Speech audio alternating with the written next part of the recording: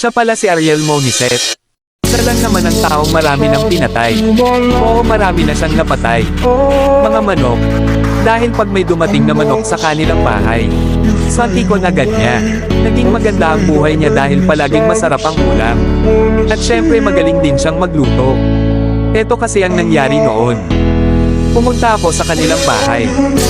At bigla niyang binuksan ang pinto sabay sabi, "Jeko, wag kang maingay dahil may papatayin ako." Sabi ko, "Sino ba ang papatayin mo?" At ang sabi naman niya, "Basta wag ka lang maingay." At yung naging silent ako, hindi ako nag-engay. At sabi niya, "O, magpakulo ka na ng tubig."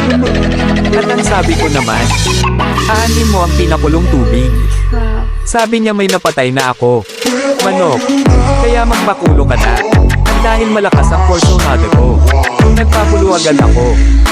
At naging masaya kami na magkaibigan dahil palaging masarap ang oram namin. Halos araw-araw na lang yun namin ginagawa. May ginataang manok. May adobong manok.